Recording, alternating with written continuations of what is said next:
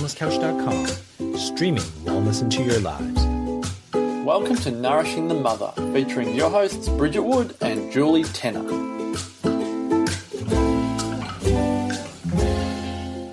Hello and welcome to Nourishing the Mother. I'm Bridget Wood.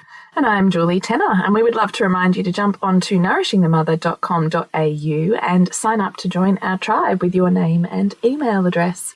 Once a week, you'll get a newsletter from us that sums up with links and blurbs everything we've posted, podcast on, written about during the week, and you can pick and choose then what you would like to click through to and dive a little bit more deeply into. And then occasionally we'll send you another email in that week where we've had a personal epiphany or discussion or toolkit or awakening that we think is just worth really putting out there to this tribe of beautiful conscious women who are really trying to pave the way for themselves and their children. So please join our tribe on nourishingthemother.com.au. And today's podcast. Yeah, I feel like we almost need like the space here, like held in some way, like with a candle or with some kind of level of reverence, because the topic of this week is in between worlds, waiting for baby.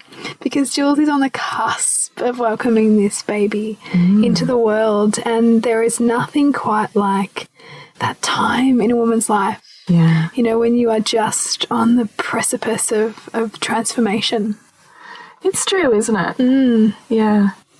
And I really want to dive into what that's like for you at the moment. You know, where you're at, where your kind of head's at, where your heart's at, where your body's at. You know, you're a woman incredibly intentional about birth. You see birth as an incredibly empowering experience, but you're also faced with this experience that you weren't really necessarily choosing either. So there's a whole host of emotions that come up with that. And so, yeah, I'd love to dive into where you're finding yourself at the moment. Yeah, it's been a really interesting week, actually. I think after my blessing way, I was just on cloud nine, just like... buzzing. Just relieved, I think is the word that comes to mind. Just like the weight of the world had just been lifted off my shoulders, and instead of, you know, wishing away this time, I was like, no, I'm cool here. You know, I'm happy just to float around here with my, you know, belly and baby inside and just be.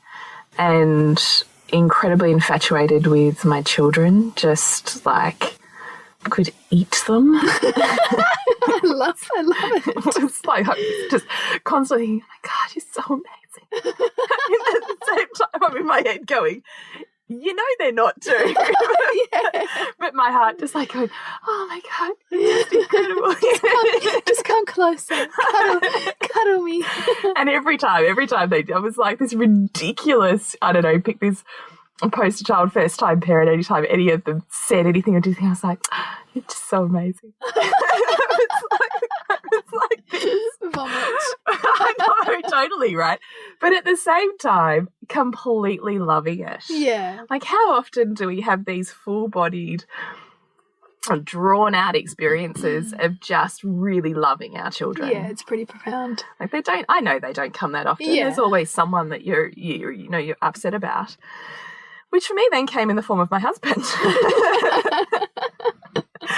So, you know, that kind of went on for about 2 weeks. And I was feeling on edge with, you know, still fine with my husband, but starting to feel this edge of, I don't quite feel got by you at the moment, you know.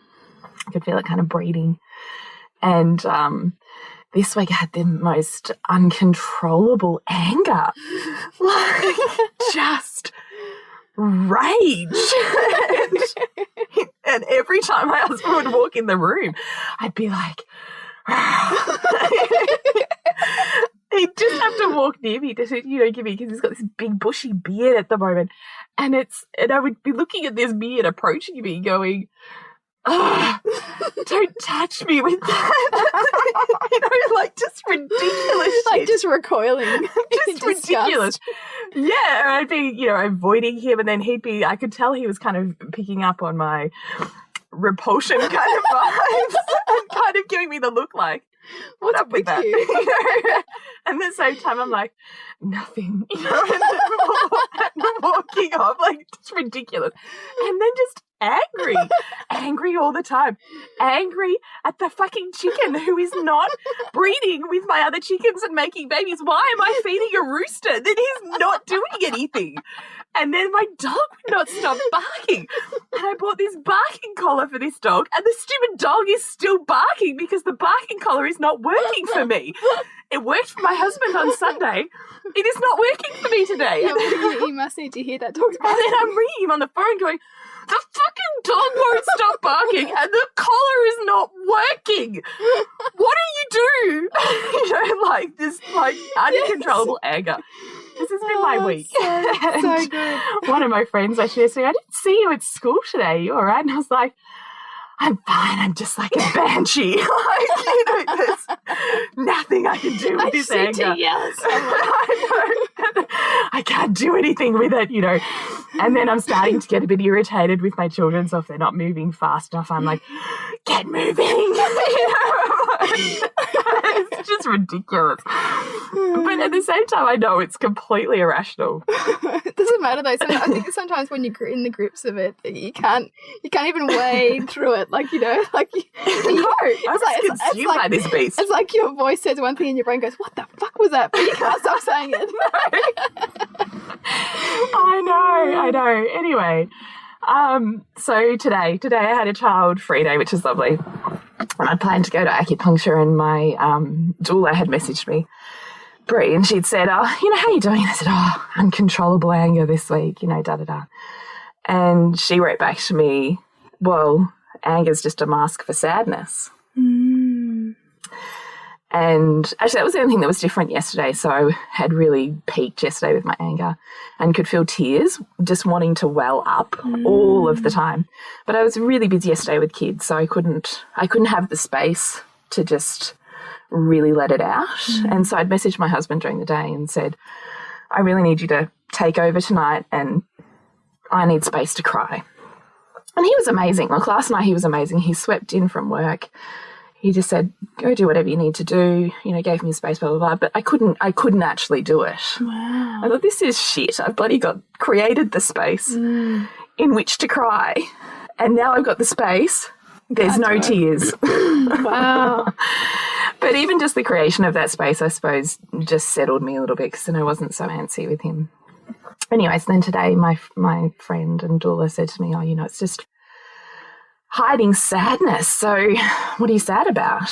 And I said, it's funny you should say that because I could not hold back tears yesterday, and yet I don't actually really know. I don't have a reason for it. I couldn't work out what that was. Anyway, sort of back and forth a few times with her, and in the end, I can't remember exactly what she'd said. She said something around, you just keep going, right? What are you sad about? Well, I don't know. I'm sad about, golly gosh, mine's gone totally blank. I don't even think what I was saying. Ultimately, I got to the point of after she'd asked me a few of these questions and I'd done kind of the mental pathways through, I got to the point where I'm like, yeah, right, because it's not safe for me to love this baby. Like, I'm still here, right? Wow. Because as soon as I make it, and that's what I'm mourning. That's what I'm sad about. That it's not safe for you to love this baby. That I'm not letting myself love this baby.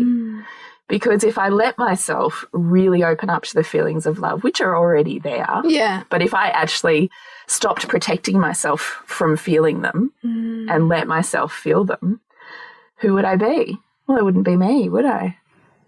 Why wouldn't you be you? Because I'd be me with 4 kids. And I don't know who that is. Anyways, I just really sat with that and just went, wow. Of course that's what, of course that's what it is. And there's no way I'm going into labour while I'm, in this duality of it's not safe to really open up to loving this baby. I'm not going into labour when that's where my head's at. No. So I had this great kind of just text message conversation with her, and then I walked into acupuncture with Kirsten. So I do that every time. And I said to her, I've been outrageously angry this week. And she went, yeah, that's normal. That's liver energy. And I went, yeah. Oh, what do you mean about that? And the way that she explained it to me, which I actually had never heard before, which is, new for me to not hear stuff, with birth, is that she'd said when our bodies are getting ready for birth or for movement and transition in any way, it requires movement within the body, right? It requires organs to move. It requires body fluid movement, energy movement, and the liver energy or the liver chi within the body is responsible for movement within the body. And so our liver is aligned with the emotion anger. So when our liver is really, chi is trying to stimulate movement, so in this case, movement towards labour, and I'm not giving freedom to anger because I'm just seething, I'm just keeping it in, then it produces a stagnated energy that just keeps building and cycling and building and cycling and building and cycling rather than having an expression. And she said, as soon as you give it an expression, she said, I'll work on your meridian shape. She said, as soon as you give it an expression, it will become movement. And not be needed anymore either. Like, it won't be needed in that form because it will have been shifted. Well, it'll move through my body, and theoretically, then it's part of that pathway to birth, isn't it? Anger is so galvanizing. Oh, yeah. There is nothing like anger to get you to do the shit you need to do in whatever situation you need to do. Or get you to set the boundaries you need to set, or, whatever it looks like. It's incredibly galvanizing. Yeah, it's totally. So I was like, okay, this is great. So I had this great acupuncture session with her, which was really lovely. And I walked out of there going, right, I'm going home and I'm getting out my husband's baseball bat and I'm smacking the shit out of my bed. I was good. And so I got home, and of course I could because I had no one around. Great. And we have this pendant light in our bedroom. So I took the pendant light down, cleared the space because I don't want to be held back. I'm going for it. I'm really fucking going for it here. Got the baseball bat out of the, wardrobe, and I just let loose, screamed. I thought one of my neighbours is going to think I'm being murdered or something, and smacked the absolute shit out of my bed and ended up in tears. Oh, great. And I'm pretty sure I pulled a hamstring. But it was so fantastic. Oh, good. I felt so good afterwards. Yeah. I was like, that's what that was almost that was what you needed to pave the way for, and that's like, that every bit of feedback around that anger all week, that seethiness, was just masking the hurt and the sadness that you weren't allowing. I know. I was pretty sure it was just my husband's beard, but apparently it wasn't. Apparently it was deeper than that. I'm joking.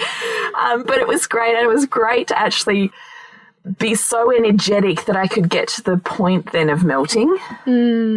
Because I don't, and that's that whole thing of, the sisterhood of emotions, anger and sadness, and,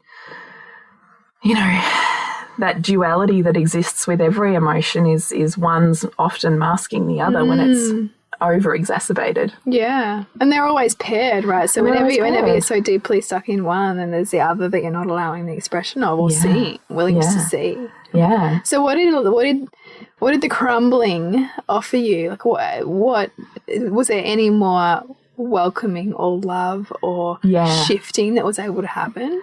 Yeah, look, just the ability just to cry, just to wholeheartedly just let my body weep and feel, just felt really good. And particularly because I'd felt held back from it yesterday. So, that just actually felt really freeing. And then I just thought, I know I already love this baby. I'm just asking myself to be adult enough to step up and say, I choose this baby. I choose this life.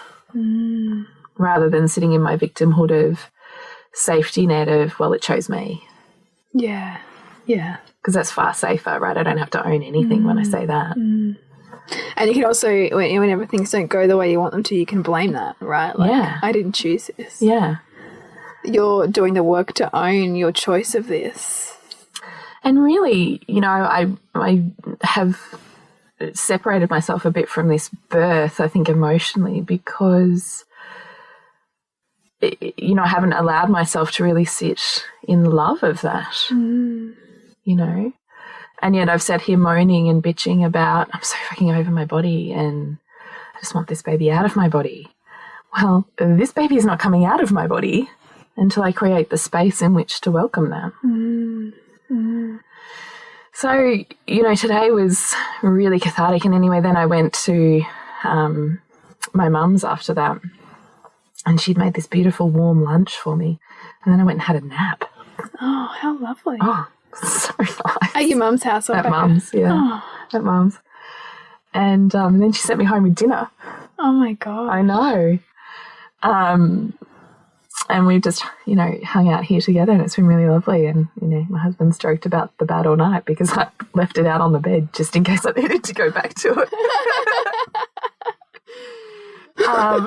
Which is fantastic as well, because it's really opened up the dialogue with us. Yeah. You know, because that had been really, I had shut it down because you didn't want to go. I didn't know what was happening if I, you know, opened up even a little bit to it. And that's the thing sometimes, when we can't make sense of how we're feeling, it's very unsafe to even voice it, isn't it? Yeah. You know, because by you kind of owning up that you're irrationally angry towards him, that means you have to somehow own up to a whole host of feelings that you don't understand yet. Yeah. Which is part of also the challenge of ownership when we don't know what we're being consumed by. Yeah, totally. Isn't it? Totally. And it just got me thinking again how much as women we still, and I thought pretty good at owning or having expression of my anger. And yet here I was making it oh so wrong because it was in inverted commas irrational. You know, because I was pregnant and irrational.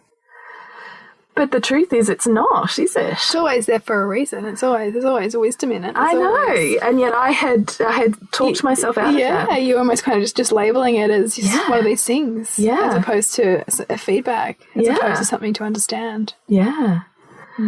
So, you know, today was really cathartic.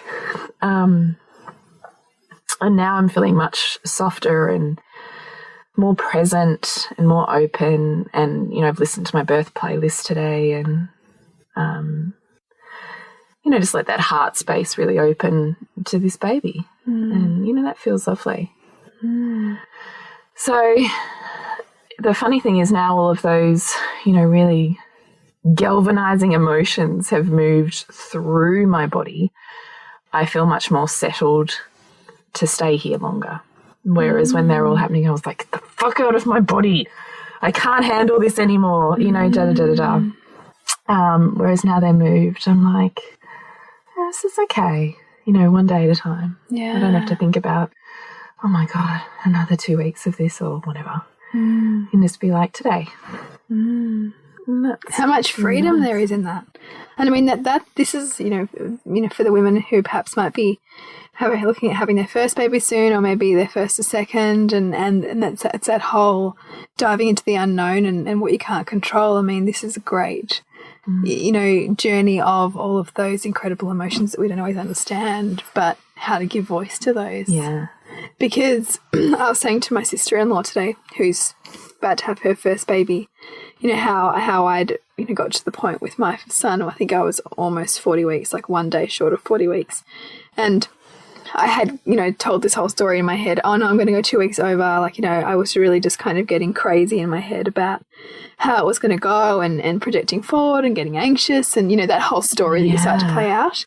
Yeah, and I so get that because you're here and you're uncomfortable and you've had enough and everything's hard. And maybe you're afraid, you know, your first baby particularly, maybe you're afraid. You know, your whole world's about to change. Your identity as you know it is going to be broken apart and you're going to find some new identity and you don't know how that's going to go. And you don't know what birth's going to be. You don't know what birth's going to be like. I mean, there's a whole host of unknowns, you know, and particularly as women when we find ourselves in our late 20s or 30s, having our first babies, we largely can control our lives, right? Like, you've got independence, you've got, means, you've got so much that you can control, and birth and pregnancy teach you what you can't control. And there's a huge amount of vulnerability and resistance in facing that. And I was explaining to my sister-in-law, that I took my heavily pregnant baby that was about to fall through my legs. Like, it feels like that, doesn't it? And yet somehow you still don't go into labour. Yeah, and so I walked to the beach, and I sat on the sand, and I just kind of made peace with it. I just kind of felt that real shift. Sometimes you have to do that in a work and you really feel the shift in your physiology. And I knew then that I was okay however long he was going to take to arrive. So what did you do for yourself in those moments? I just sat. I sat and I just contemplated, and I wrestled with my own feelings around it, and what was my fear, what was my resistance, what was my impatience, what were all of those feelings about, and could I sit with just acceptance of where it was going to take me. And I got to that level of acceptance, and I went into labour that night. Wow. Yeah. Really unexpectedly. I didn't think I was going to. I think because I'd almost accepted that it might be two more weeks, and wasn't expecting it at all. So you don't think in hindsight you had any warning signs? I did actually have warning signs that day. Yeah. So I had like a bit of a discharge, like a, and I was like, oh, that's interesting. I think I ended up taking a photo of it. It's a bit TMI, but I took a photo of it because, oh, this is interesting, and then forgot about it. And then the next morning when I went into labour, shot up out of bed at 4 a.m. with a massive contraction. I was like, oh, that's what that was. First time baby, don't always know. No, it's true. But, I think there's a lot to be said for finding your way through whatever emotions you find yourself in at this, incredible, profound time of being in between worlds, because they're not irrational pregnancy hormones. They're not. Interesting, isn't it? Because it's easier to sweep them away with, well, we're just pregnant or hormonal. Yeah. But those hormones, those emotions, that they're all feedback for what's going on in your psyche around the transformation that's taking place in terms of the essence of who you are and what this baby's calling you into.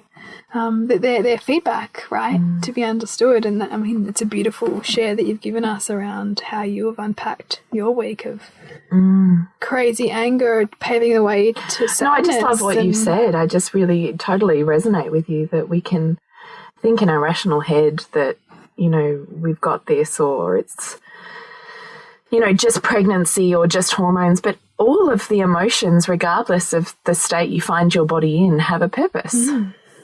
And that is no less profound at any stage in life, but certainly not as you find yourself on the precipice of new life. I don't think we often allow ourselves to give enough voice to the fact that this is an incredible amount of time. It's incredible time in a woman's life to be about to welcome a baby, and to really give reverence to yourself in that, and be willing to honour yourself in that, in whatever way feels true for you, because you deserve it, right? Like it's a it's a life-giving act that you're about to descend into, and it's a shaping of self that can be like no other, really. And that's all movement. Excuse me.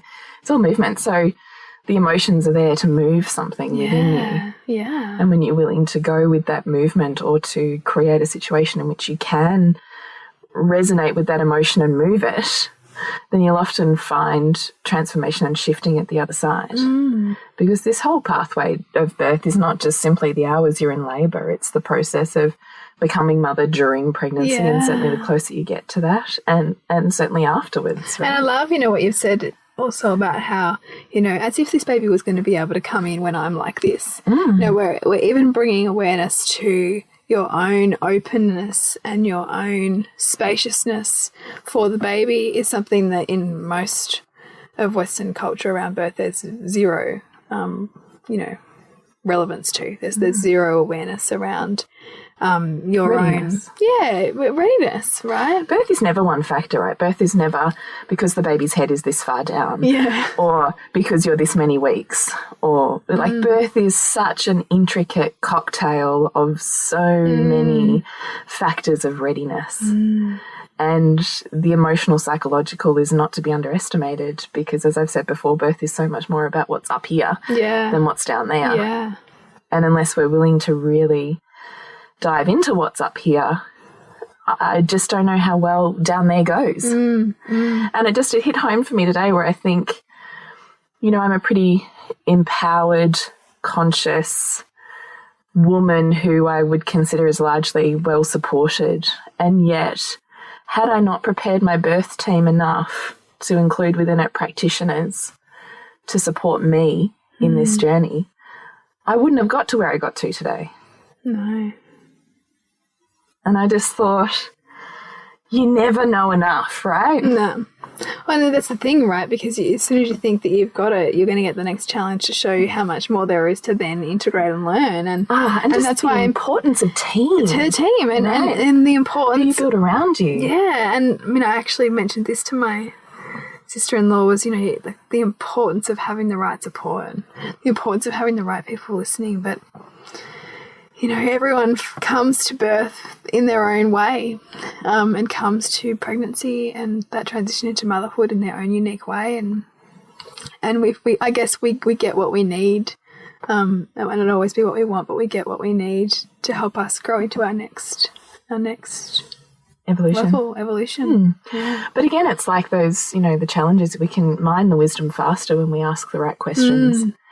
And I don't know that we can on our own ask the right questions. That's why we build a tribe to help us. It's why we have in place practitioners and coaches and facilitators and doulas and, you know. And surrounding yourself with the people, you know, who embody the kind of experience that you want to achieve as well. I mean, if you take the principle that you're the average of the 5 people you spend the most time with, then...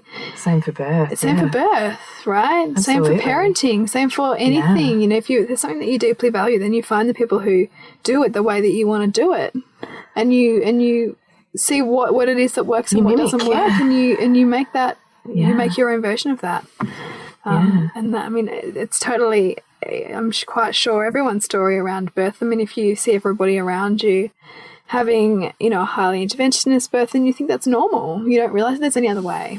Whereas if you surround yourself with people who are really seeking, you know, natural birth or home birth or whatever it is, then that becomes all the more normal. You're absolutely right. I don't know that I've thought about that 5-person concept outside of, you know, entrepreneurial business stuff. But you're right, it applies to every area of life. Every area. Yeah, you're absolutely right. So what do you want to leave our listeners with when we're thinking about... Well, you were pretty reverent with Sylvie during this time. Yeah, but I still remember about her. You had her by now, though, hadn't you? I'd had her 39 weeks. I had her. But I mean, you know what kind of a bundle of mess I turned up into your house in that day. Yeah, there was a lot going on there. There was a lot I was still afraid of facing, and I didn't feel ready, and I didn't feel present, and I think I felt kind of afraid. I felt a whole host of emotions that I perhaps wasn't really giving enough space to feel and to move through. It's pretty wild this last couple of weeks, isn't it? Like it really heightens everything. Yeah. You know, it does. Yeah. And that's where I found myself at. And I guess, you know, in some ways I didn't really have to go there because I was induced. But then again, it brought it all up in a whole different way. And I keep thinking about that. And I still feel like that was such an empowered birth because it could have gone so not that way. Like it really could have gone to shit. And I think it's one of those things, you know, we do what we can with where we find ourselves, and we try and make it our own as much as we possibly can, so that we mine the wisdom in situations that we're facing, and that's true for you too. You know, when you're kind of having to battle your own internal kind of feelings and emotions about this baby and your psyche, and like the letting go and the surrendering and the It's really hard. and the willingness to just love with all of yourself and what that means to do that, because it's incredibly vulnerable. Do you know what it really is? It really is to really open your whole self up to loving another human being, knowing that you will never be the same. No. And I mean, all of us know that on some level, right? It's like that quote, you know, to have a child is to have your heart walk forever outside of yourself. Yeah. But I wonder, I don't know that I fully allow my heart to walk all outside of myself. Yeah, there's sometimes where I feel like I cap my capacity to fully, you know, wholeheartedly love. But we do, right? It's genius. It's too because painful. We're afraid. Yeah. And it's the same thing about our partners, right? So we actually love our intimate partners. Like if we were to own how much we deeply love them, we'd weep constantly because we would be so humbled by our love for them. But because we're so afraid of the pain that we face through that relationship, we put up walls. And the same can be said with our children. It's this old dynamic again, isn't it? The sisterhood of emotions, love and pain. Yeah. And you can't have one without the other, and in fact one is the road to the other. It is. It's like the bittersweetness of that. Yeah, it is. Yeah, it is. So I guess when I'm thinking about other women in this time, I hope you take something out of our stories around just really allowing yourself to get conscious with the emotions that you're feeling and ask yourself perhaps what their polar opposite sister emotion might be hiding or shadowing underneath. And maybe ask yourself some quality questions around, why is that there for me? What is it trying to highlight to me? How can I move this feeling? So even if it's the masking feeling like me with anger, how can I move it through my body? What is my toolkit for moving sadness or for moving grief or for moving fear? You know, we also, you know, can face a lot of fear, as you talked about, Bridget. So how do we move the kidney energy of fear, right? And anxiety, as much as how do we move and galvanize the liver energy of movement. So, you know, and there also has to be, as I was talking about with my acupuncturist today, a heart-womb connection for labour to commence. And so she was also saying, you know, it's really interesting because women who can't get into labour often are so high up in the head, they haven't connected to their heart enough to make that connection with the womb space. But that's here too, right? Like how much was I protecting my heart from really connecting with my womb? Because it's painful. Painful for me just on it. I was even just thinking it's just back to my ego, isn't it? Just back to my identity. I'm not saying that ego is bad. No. You know, but it's that sense of I'm only okay when I stay here because I know who I am here. I don't know who I am over there. I don't really know how my life's going to be over there. So I might just stay here. Yeah, where it's safe. Where it's safe. Yeah. And of course then you're going to hit these ribbings like I did of, come on, I'm going to galvanize you through it. But what I love is that, you know, you're willing to hit this now, right? Like most women hit it in birth. Yeah, it's true. You know. It's true, but that's because I have a team who brought it up for me. Exactly, right? Because I could easily have just laughed it away with, whatever. yeah, you know, just my stupid husband. And Yeah. I could have said that to any of my friends and we all would have laughed about it. And it would have been totally changed. okay. And yeah. It was because I had a team of people around me who called me on my shit. They weren't willing to play into my story like all my friends were. Which is interesting. It is, isn't right? it? I mean... Don't surround yourself with enablers. No. Yeah. You know, and this is the whole point with having, you know, as you and I talk about these deeply enriching friendships, is that the purpose of love is to also call you on your shit. Yeah. As much as it is to say, you know, I love you as you are, but fuck, wake up. yeah. That shit right there, you got to deal with that. Yeah. Which is totally was what my day was today, but I can receive that as love, not as a takedown or a real criticism. negative thing. Yeah. So I hope that you're able to connect with the emotions that you're feeling and find a way to move them, find a way to make them okay and visible to you. Yeah. And transition through your body, because then they become feelings that move you towards something rather than keep you caged where you are. It might feel safer, but ultimately it's not. It's just another glass cage. Yeah. Beautifully said. Yeah. So thank you so much for listening to another one of our stories. We really appreciate you tuning in and really letting us know when something's really hit your heart or your womb maybe today and really resonated for you or opened something up for you. It's, really a beautiful experience for us to connect with more women on this journey with us. Yeah, absolutely. Please, if you have 5 seconds, rate us on iTunes. Keeps us rating in iTunes. Or to leave a review on our Facebook page would also be super awesome. What else? Yeah, just again, if you've got any podcast topic ideas or if this one's really resonating with you, please jot us an email or connect with us in some way. We love your emails. And yeah, to connect with us, it's nourishingthemother.com.au, and to connect with you, Jules, is thepleasurenutritionist.com, and me at suburbansandcastles.com. And until next week, when we continue to peel back the layers on your mothering journey. This has been a production of TheWellnessCouch.com. Check us out on Facebook and join in the conversation on Facebook.com/TheWellnessCouch. Subscribe to each show on iTunes and check us out on Twitter. The Wellness Couch, streaming wellness into your lives. Whilst the Wellness Couch presenter endeavor to provide accurate and helpful information to their listeners, these podcasts cannot take into account individual circumstances and are not intended to be a substitute for health and medical advice from a qualified health professional. You should always seek the advice of a qualified health professional before acting on any of the information provided by any of the Wellness Couch podcasts.